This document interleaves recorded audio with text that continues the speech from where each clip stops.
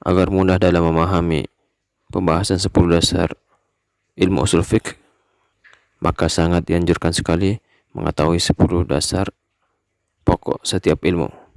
Video tentang 10 dasar pokok setiap ilmu dapat dilihat di deskripsi video ini. Pokok yang pertama yaitu definisi usul fiqh. Secara bahasa, usul fiqh terdiri dari dua kata, yaitu usul dan fiqhu. Al-usul adalah jamak dari kata al-asl, yang secara bahasa berarti dasar segala sesuatu. Bisa juga diartikan pondasi, asas, atau akar. Sedangkan al-fiqhu secara bahasa berarti pengetahuan dan pemahaman terhadap sesuatu.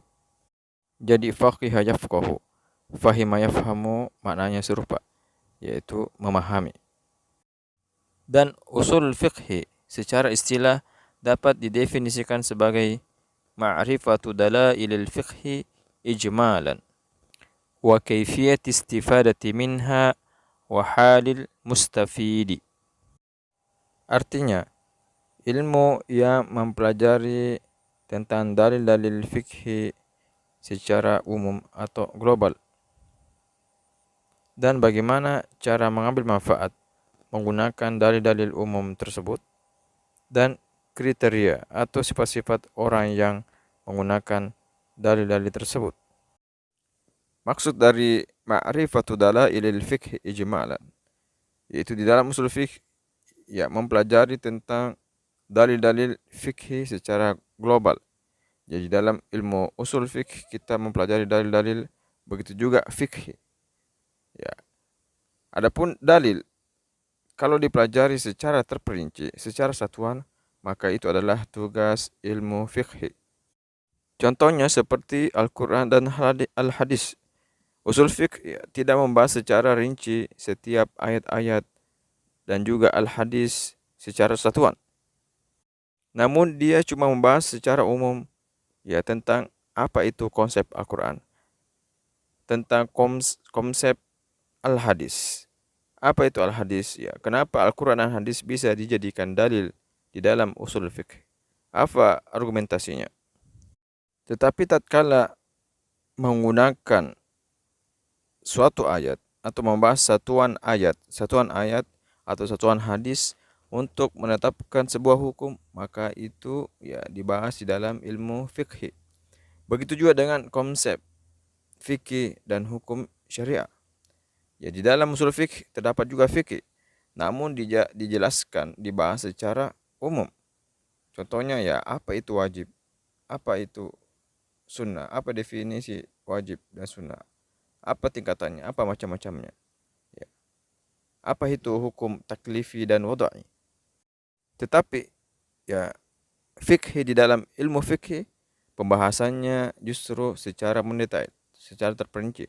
Seperti sholat wajib, ya apa dalilnya. Sholat itu hukumnya wajib, apa dalilnya. Terus puasa wajib, apa dalilnya, apa ayatnya, apa hadisnya. Zina haram, ya dalilnya apa. Apakah ada dari Al-Quran maupun hadis. Wa kaifiyat istifadati minha, dan bagaimana cara memanfaatkan atau menggunakan dalil-dalil fikih yang umum ini dalam menarik atau menyimpulkan sebuah hukum fikih. Jadi pembahasan tentang bagaimana cara menggunakan atau memanfaatkan dalil-dalil fikih umum tadi dibahas dalam metode istinbat di dalam usul fikih, atau tata cara melahirkan sebuah hukum dari dalil-dalil umum fikih tadi. Jika di dalam ilmu fikih ya kita hanya diberitahu hukum sebuah perbuatan tertentu adalah hukumnya mubah, boleh, ataukah wajib dan makruh. Namun dalam usul fikih ya kita diberitahukan cara atau proses mengapa ya hukum sebuah perbuatan bisa menjadi wajib, haram, ataukah mubah. Mungkin bisa diibaratkan produk hukum fikih atau hukum fikih ya seperti mobil. Dan pabrik mobil adalah ilmu usul fikih. Ya, jika di dalam fikih kita hanya disodorkan sebuah produk jadi, yaitu hukum fikih yang sudah jadi, maka di dalam ilmu usul fikih kita ya diajarkan, diberitahukan bagaimana cara memproduksi, membuat sebuah hukum, menyimpulkan sebuah hukum. Ya bagaimana cara mengeluarkan sebuah hukum fikih. Maka dari itu ya sebenarnya di antara syarat seseorang menjadi ahli fikih atau al-faqih yaitu dia harus mengetahui ilmu usul fikih. Karena tanpa ilmu usul fikih ini ya seseorang ahli fikih tidak bisa menjelaskan sebuah hukum fikih, mengapa hukum itu bisa dikatakan wajib, bisa dilabeli dengan sunnah, mubah, dan lain-lain sebagainya.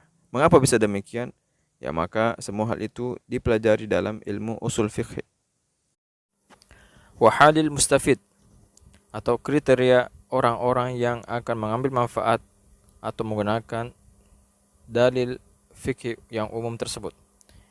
Jadi ilmu usul fikih ini juga membahas tentang sifat-sifat atau syarat-syarat, kriteria-kriteria kapan seseorang bisa menyimpulkan sebuah hukum lewat dalil-dalil global tadi.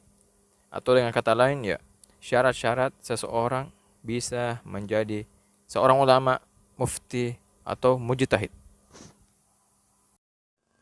Objek kajian usul fiqh. Dari definisi istilah usul fiqh tadi, kita bisa mengetahui garis besar objek pembahasan ilmu usul fiqh ini. Yang pertama adalah berkisar tentang dalil-dalil fikih yang ijmali atau yang bersifat umum. Maka dari itu kita ya dapati di dalam pembahasan atau objek pembahasan ilmu usul fiqh kita dapati dalil-dalil yang muttafaq alaih seperti dalil Al-Qur'an, dalil hadis, ijma', al-qiyas. Begitu juga dalil-dalil atau al-adillah al-mukhtalaf fiha seperti qaulus sahabi dan al-istishab wal istihsan, maslahatul mursal, syar' man qablana, 'urf, al-istiqra' dan lain sebagainya. Yang kedua, berkisar tentang bagaimana cara seorang mujtahid mengambil atau menarik sebuah kesimpulan